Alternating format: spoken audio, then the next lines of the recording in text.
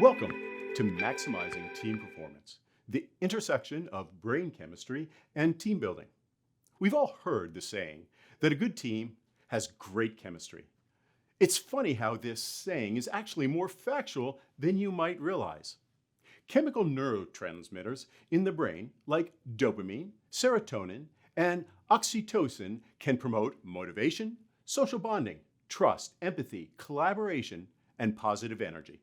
In this presentation, we will explore the roles of these neurotransmitters in team formation and creating high-performance teams.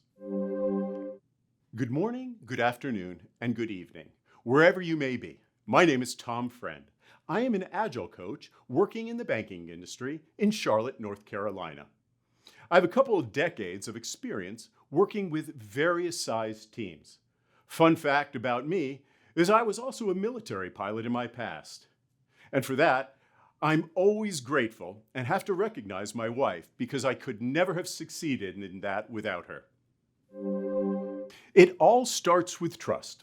In my journey in both the corporate world and U.S. military, I have been on and led a variety of teams. Some of my greatest life lessons have been as a coach of my children's sports team. In my experience, all great teams have one thing in common: trust. Trust is the foundation for the brain chemistry of great teams to emerge. Trust has three drivers: authenticity, logic, and empathy. When trust is lost, it can almost always be traced back to a breakdown in one of these three drivers. To build trust as a leader, you first need to figure out which core driver is your weak area. With self-awareness, most of us generate a stable pattern of trust signals, which means a small change in behavior can go a long way. In moments when trust is broken or fails to get any real traction, it's usually the same driver that is a core weakness: authenticity, empathy, or logic. We call this driver your trust wobble. In simple terms, it's the driver that's most likely to fail you.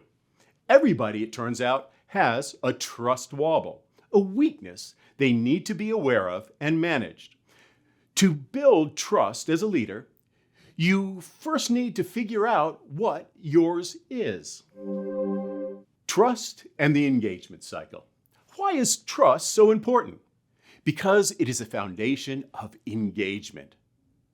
When there is trust, you can have psychological safety. A safe space is necessary for people to share what they think. With safety, team members can be vulnerable with each other, which in turn leads to authentic communication. When you have authentic communication, the real issues and struggles of a team can be addressed and resolved. This is a core to the iterative improvement cycle of various feedback methodologies. Real, authentic communication, along with positive reinforcement of action, reinforces trust and continues to strengthen the engagement cycle, resulting in team cohesion. Where there is no trust, teams can fall into a disengagement cycle. This lack of trust means team members will not engage with one another and act out of fear and self-preservation. They keep calm and carry on doing their job, not trying to connect or improve with the team that they're working with day to day. This mindset leads to isolation and individuals on a team being alone without a support network and being connected. A team that is stuck in this disengagement cycle will never improve and collectively decides to be miserable, even if they don't acknowledge that they've made this choice. A good leader can see this behavior and take appropriate steps to build foundational trust on a team. When leaders focus on fostering trust in their teams, they are able to build high-performance teams. Within an environment of trust, a leader can apply foundational, lean, agile values and give their teams what they need and get out of their way. Within each organization, there is a hierarchy of principles, values, and frameworks. Work flows through various processes worked on by a team. In my experience, self-directed teams that swarm around work are the most efficient. The one critical action of the leader with these teams is removing impediments so the team can continue to focus on the work and deliver value to the customer.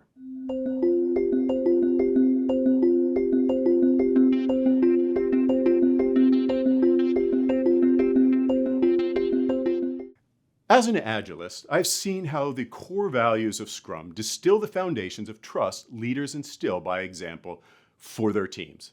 Openness, courage, respect, focus, and commitment. Openness, the ability to be vulnerable with one another. Courage, team members have the courage to do the right thing and work on tough problems. Respect, team members respect each other to be capable, independent people. Focus.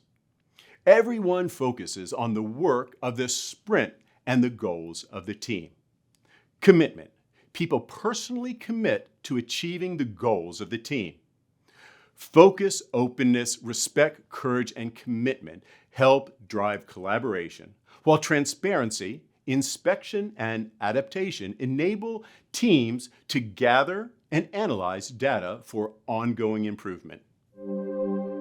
When a leader nurtures these foundations, they can move from doing to delegation, from telling how to shaping goals, from supervising to building competency, and from reacting to responding. The last, in my experience, always is the most difficult. A reaction is instant. It's driven by beliefs, biases, and prejudices based in the unconscious brain. A response is based on the information from both the conscious mind and unconscious mind. A response takes experience into consideration and filters it with authenticity, logic, and empathy. In embracing this leader's mindset to build trust and foster team empowerment, the attributes of great teams will emerge. Accountability, flexibility, team spirit, empathy, commitment, mutual respect, responsibility, and so much more, all of which anchor in brain chemistry.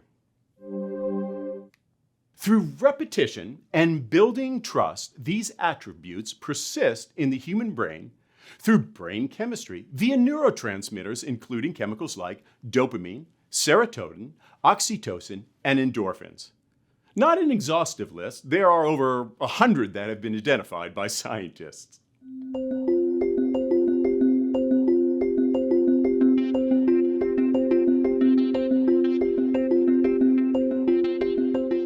So what are neurotransmitters?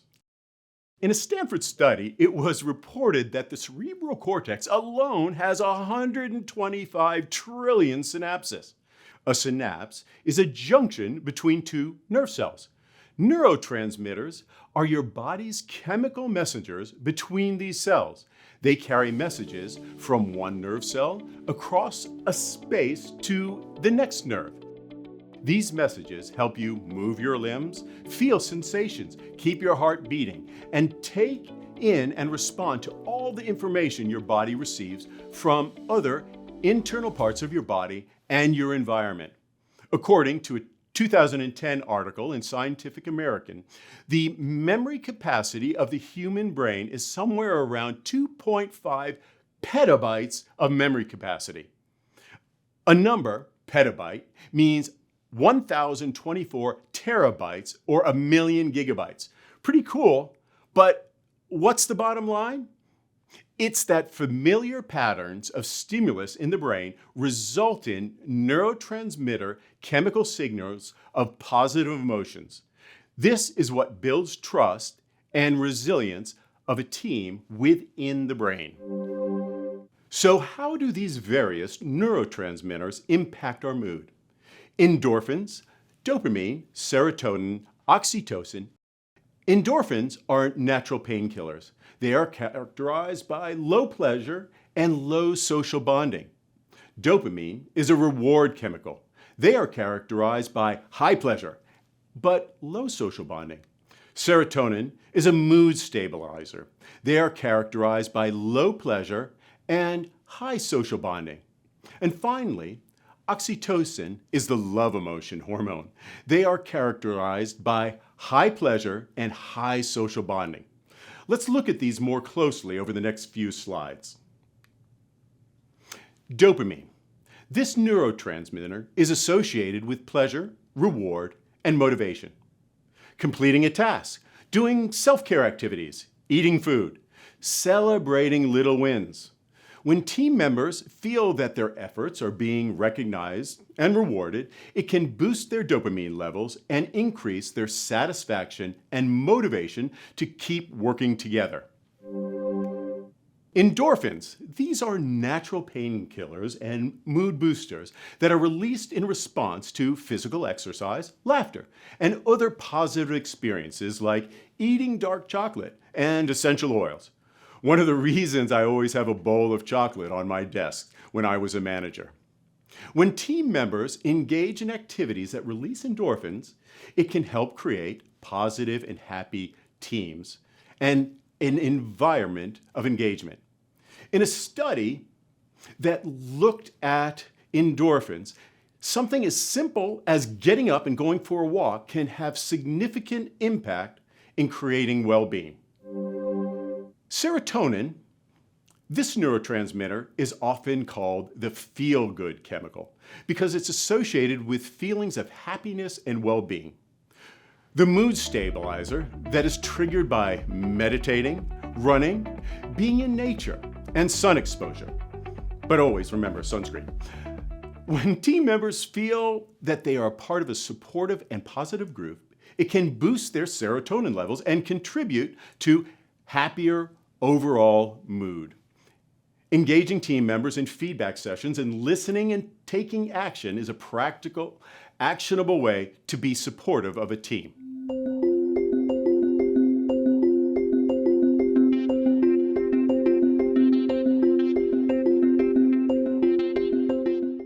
Oxytocin, also called the love chemical, can be triggered with something as simple as playing with a dog, or for that matter, playing in nature.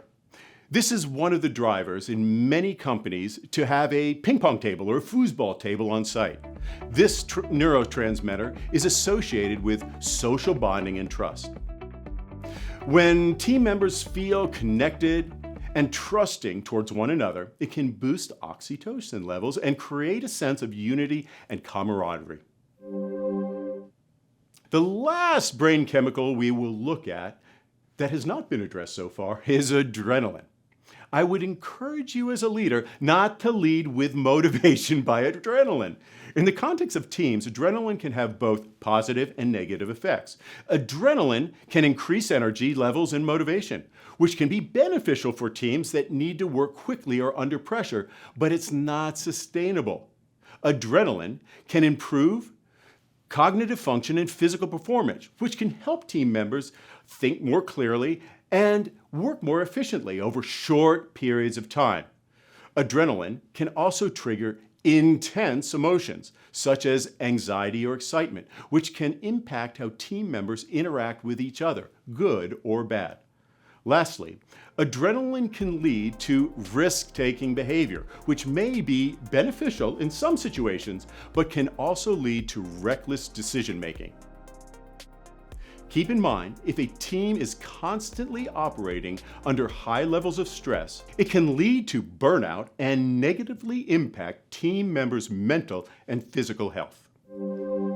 So wrapping things up, it all comes down to trust and building the environment for brain chemicals to do their job. Happiness, anxiety, depression, love, all have touch points to the environment that teams work in and the resulting neurotransmitters that are released in the team collective brains. Here's a core takeaway from this session. Leaders have the responsibility to build healthy environments that foster trust and safety. This sets the tone and has substantial impact on team interaction and the emergence of high performance on teams. I leave you with a parting thought. Whose mindset can we really change? Only our own. In light of this, I invite you to be the change you want to see on your teams and in the world. Thanks for attending my virtual session, Maximizing Team Performance, the intersection of brain chemistry and team building. I hope you found the topic of interest and may be helpful in the teams you work with. If you would like to learn more, there are some great articles that you can find additional information. Here are a few that I would recommend if you have interest. The first good read I would recommend is from Fast Company, entitled The Fascinating Brain Chemistry Behind Team Collaboration and Unbridled Creativity. It is a 5-minute read and well written with some points to ponder. One in particular I would invite you to consider is how oxytocin contributes to physiological safety. The next article has a bit more of an academic flavor from Wharton Nanotools for Leaders. It is an easy 6-minute read and outlines 7 science-based ideas to encourage and create an all-important shared mindset. This is a cornerstone for creating high-performance teams. The third recommendation ties back to the trust theme that I anchored in my presentation. The article is from the Harvard Business Review, The Neuroscience of Trust Management Behaviors That Foster Employee Engagement. Dr. Zak, the author, through his research on oxytocin, has shown how it facilitates collaboration and teamwork. And he has developed a framework for creating a culture of trust and building a happier, more loyal, and more productive workforce. The last recommendation is an article from Forbes. It is a 3-minute read and actually references the work of Dr. Zak in the prior recommendation on trust. In this article, I was drawn to how trust is separated in work settings in 2 forms, interpersonal and organizational. My hope is if you follow up in reading these articles and others, it may become evident of how well researched these concepts have become. In doing so, you will have validation to apply them in your own context building teams. That's it for now. It was my pleasure to have had the opportunity to share these insights with you. My hope is that the information and discussions from our session will prove valuable in your interactions with your teams, enabling you to foster even stronger connections and trust that lead to more productive collaborations. I wish you good fortune as leaders with your teams and sincerely hope that this session may in some way help you on your journey. If appropriate, please feel free to connect with me on LinkedIn. Bye-bye.